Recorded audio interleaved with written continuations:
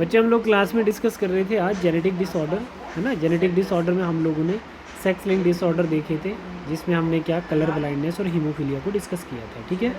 और जो हमारे पास ऑटोसोमल डिसऑर्डर थे वो मैंने आप लोगों को बताया था कि मैं एक इन शॉर्ट वीडियो बना के आपको सेंड करूँगा और सभी बच्चे उसको वॉच करेंगे, ठीक है।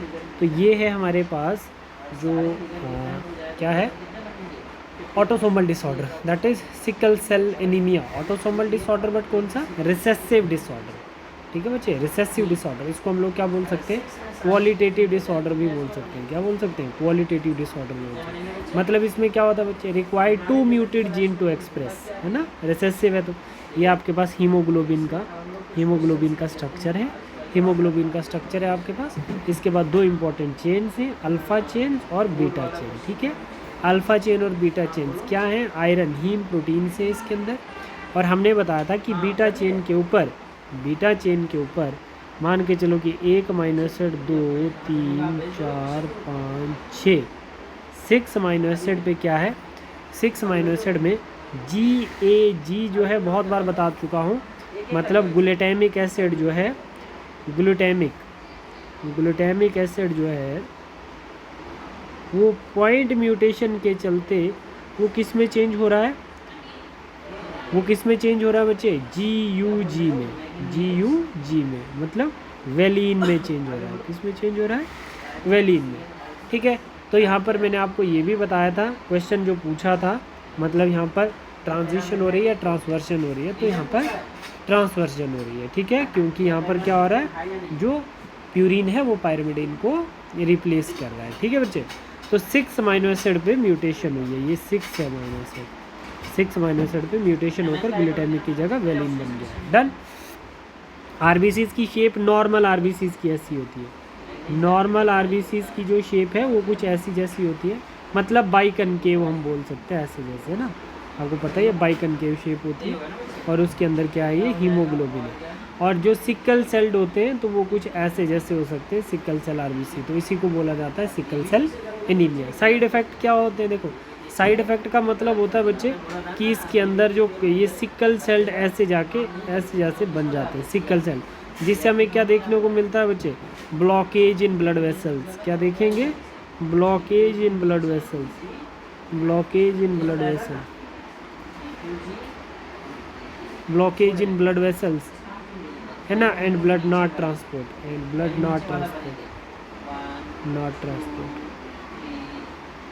ठीक है बच्चे, ब्लड नॉट ट्रांसपोर्ट, ठीक है। तो उसी को हम बोलेंगे सिकल सेल एनीमिया, मतलब ब्लड वेसल्स के अंदर फंस जाएंगे सिकल सेल आरबीसीज, और डिजीज़ क्या हो सकती है, हार्ट अटैक हो सकते हैं, हेमरेज हो सकती है ना। सेकेंड हमारे पास आती है फिनाइल कीटोनुरिया। बताओ क्या भाई, ऑटोसोमल डोमिनेंट डिसऑर्डर है या रिसेसिव डिसऑर्डर है, ऑब्वियस सी बात है बच्चे, रिसेसिव डिसऑर्डर है। तो ये क्या है, रिसेसिव डिसऑर्डर है, ऑटोसोमल रिसेसिव डिसऑर्डर है, ठीक है। ऑटोसोमल रिसेसिव डिसऑर्डर है फिनाइल कीटोनुरिया। तो प्लियोट्रोपी का कॉन्सेप्ट यहाँ पे यूज़ होता है। देखो बच्चे हमने क्या लिया था, एक फिनाइल एनालीन अमीनो एसिड होता है जो किस में कन्वर्ट किया जाता है, इस एंजाइम के द्वारा टायरोसिन में, और ये आगे इफेक्ट शो करता है, मतलब 1 gene control more than effect, उसी को बोलते हैं प्लियोट्रोपी। बट बोला जाता है कि अगर ये जीन खराब हो जाता है बच्चे, अगर ये जीन खराब हो गया तो क्या हो जाएगा, ये फिनाइल एनालीन ब्रेन में एक्यूमुलेट हो जाएगा और सिम्टम आएंगे मेंटल रिटार्डेशन और डीपिगमेंटेशन, है ना बच्चे। तो डीपिगमेंटेशन वगैरह अगर होगा तो डिजीज़ कौन सी काज हो जाएगी हमारे पास, फिनाइल कीटोनुरिया डिजीज़ काज हो जाएगी, विच इज़ जेनेटिक डिसऑर्डर, ठीक है बच्चे। ये हो गए जैसे हमारा। नेक्स्ट है हमारे पास थैलीसीमिया। थैलीसीमिया क्या है, ऑटोसोमल रिसेसिव डिसऑर्डर, क्या है, रिसेसिव डिसऑर्डर।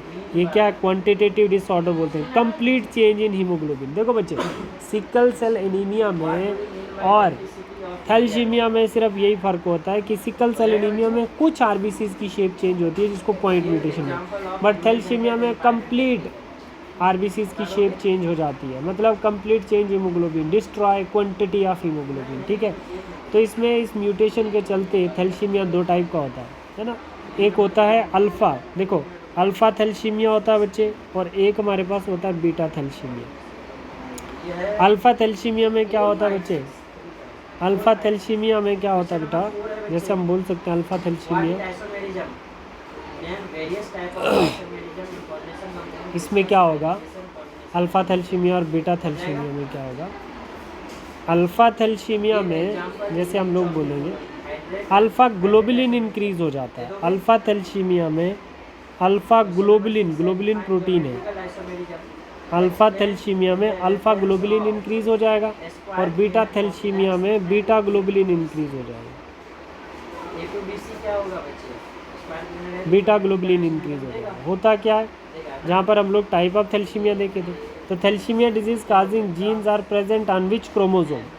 देखो अल्फ़ा थैलेसीमिया हम तब बोलेंगे 2 pair of genes which affect alpha thalassemia found on chromosome number 16। मानो ये जैसे हमारे पास क्रोमोसोम नंबर कितना है, 16 है। क्रोमोसोम 16 पे है ना अल्फ़ा थैलेसीमिया होता है, मतलब क्रोमोसोम नंबर 16 पे अल्फ़ा थैलेसीमिया होता है, मतलब वहाँ पे क्या होगा, अल्फ़ा ग्लोबुलिन प्रोटीन जो है वो इंक्रीज़ हो जाएगी। तो डिसऑर्डर अल्फ़ा थैलेसीमिया का कौन शो करता है, क्रोमोसोम नंबर 16। ऐसे ही बीटा थैलेसीमिया का जीन किस क्रोमोसोम पे हो, 1 pair of genes which affect the beta thalassemia on chromosome number 11, chromosome number 11। ठीक है बच्चे, क्रोमोसोम नंबर 11 पे अगर बीटा ग्लोबुलिन इंक्रीज़ होगी तो बीटा थैलेसीमिया, क्रोमोसोम नंबर 16 पे अल्फ़ा ग्लोबुलिन इंक्रीज़ होगी तो अल्फ़ा थैलेसीमिया। ठीक है बच्चे, ये दो याद रखने, नंबर 16 और नंबर 11। ठीक है, नेक्स्ट हम लोग देखते हैं इसमें cystic fibrosis autosomal recessive disorder बच्चे, है ना।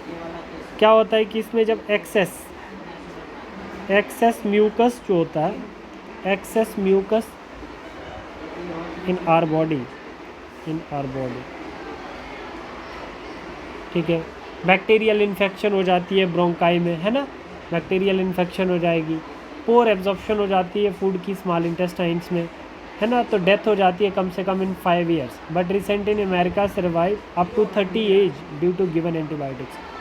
अमेरिका में 30 ईयर्स तक सिस्टिक फिब्रोसिस वाले पेशेंट को हम लोग रख सकते हैं, ठीक है, बट इंडिया में सिर्फ 5 ईयर तक ही हम सिस्टिक फिब्रोसिस वाले को लाइव रख सकते हैं। ठीक है, तो सिस्टिक फिब्रोसिस मतलब लंग्स के अंदर ब्रोंकाइटिस में क्या हो जाता है, इन्फेक्शन हो जाती है। ठीक है, तो 5 ईयर तक हम उसको सर्वाइव करवा सकते हैं, अमेरिका में 30 ईयर तक करवा सकते हैं। ठीक है, एक ऑटोसोमल डोमिनेंट डिसऑर्डर एनसीईआरटी बताती है, ठीक है, जिसको मस्कुलर डिस्ट्रॉफी बोलते हैं, है ना।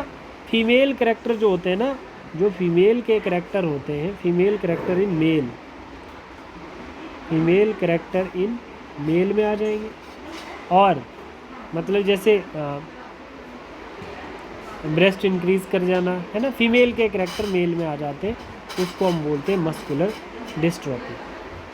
ठीक, this is all about autosomal recessive and autosomal dominant. अब हम देखते हैं क्रोमोसोमल डिसऑर्डर क्या होता है। क्रोमोसोमल डिसऑर्डर देखो बच्चे, क्रोमोसोमल डिसऑर्डर मतलब एन्यूप्लॉइडी लॉस, है ना, लॉस आर गेन ऑफ 1 और फ्यू क्रोमोसोम, उसको हम लोग क्या बोलते हैं, क्रोमोसोमल डिसऑर्डर। देखो बच्चे, जैसे हमारे पास क्रोमोसोमल डिसऑर्डर में हमारे पास क्या आ जाता है बच्चे, क्लिनफिल्टर सिंड्रोम्स आते हैं, बहुत सारे और भी चीज़ें हम लोग देखते हैं। हमारे पास जैसे हम क्या देख रहे हैं, हमने यहाँ पे क्या लिया क्रोमोसोमल में, पहले हम देखेंगे ये XX हमने लिया, XY, मतलब एक हमारे पास क्या है, ये फीमेल आ गए और ये क्या आ गया हमारे पास, मेल आ गए। नॉर्मली हम उनके गैमेट ऐसे शो करते हैं, ठीक है, नॉर्मल हम उनके ऐसे गैमेट शो करते हैं, बट जैसे जैसे फीमेल एज्ड हो जाती है ना बच्चे, उसका गैमेट जो होता है वो डिसजंक्शन शो करता है। मान के चलो उसका गैमेट जब बनता है तो कुछ एक ऐसा बन जाएगा, एक ऐसा बन जाएगा, मतलब एक में 0X और एक में क्या चले जाएंगे, 2X चले जाएंगे। ठीक है, तो इसको गैमेट डिसजंक्शन बोला जाता है। बट जो मेल है वो लॉन्ग टर्म में भी क्या करेगा, अपना गैमेट सेग्रीगेट आराम से कर देता है, X अलग बना देगा और Y अलग बना देगा। जब इनका बच्चे हम लोगों ने क्रॉस किया, मानो जैसे इस X का मतलब मेल और फीमेल का जब हमने क्रॉस किया, ठीक है, तो इसका इसके साथ क्रॉस करवाया हमने, तो क्या बन गया हमारा, ये कंडीशन आ गई।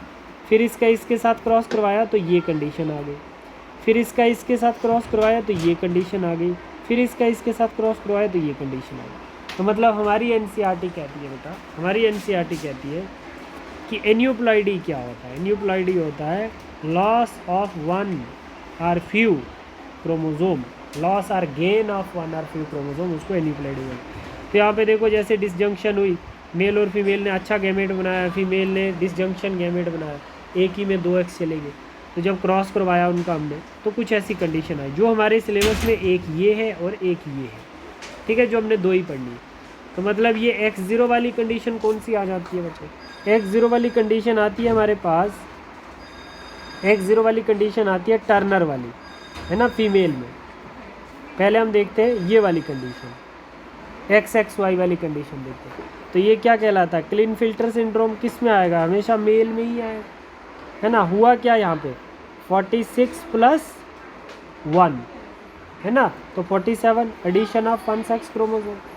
तो जब ऐसी कंडीशन देखने को मिलती है तो इसको हम बोलते हैं गाइनकोमस्टिया, गाइनकोमस्टिया, ठीक है बच्चे। मेल में गाइनकोमस्टिया सिम्टम देखने को मिलता है डिजीज़, और उसको हम लोग बोलते हैं क्लीन फिल्टर सिंड्रोम, ठीक है बच्चे। देखो clean filter syndrome, Turner syndrome कब बोलेंगे? टर्नर सिंड्रोम मानो एक डिलीट हो गया, एक एक्स और इसके साथ एक 0 आ गया, है ना, तो मतलब 46 - 1 हो गया, तो कितना हो गया 45। तो ये चाइल्ड कैसे होंगे? स्टीराइल होंगे। कैसे होंगे? स्टीराइल होंगे। तो क्लीन फिल्टर मेल में होती है और टर्नर किस में होती है? फीमेल में। यही 2 डिजीज़ हमने पढ़नी है। तो क्लीन फिल्टर के केस में क्या होता है? सेक्स क्रोमोसोम क्या है? Sex chromosome XXY। डिजीज़ कौन सी होगी बच्चे? गाइनेकोमस्टिया। उसके आर्गन कैसे होंगे? रूडिमेंट्री, छोटे छोटे, rudimentary, testis and penis, undeveloped genitalia, no gamete formation, sterile male होगा। कैसा होगा? स्टीराइल मेल होगा, ठीक है बेटा। टर्नर सिंड्रोम के केस में देखो, जैसे हमारे पास टर्नर सिंड्रोम है, तो टर्नर सिंड्रोम में हम लोग बोलते हैं, टर्नर सिंड्रोम किसमें? फीमेल में देखने को मिलता है। तो इसमें सेक्स क्रोमोसोम कैसा दिखा हमें? सेक्स क्रोमोसोम X0 दिखा, है ना, मतलब 45। और क्या? स्टीराइल फीमेल होगी, स्टीराइल फीमेल होगी, ठीक है। अनडेवलप्ड ब्रेस्ट होगी इसकी। और क्या होगा? Disturbance in menstrual cycle. बात समझ में आई बच्चे? ठीक है।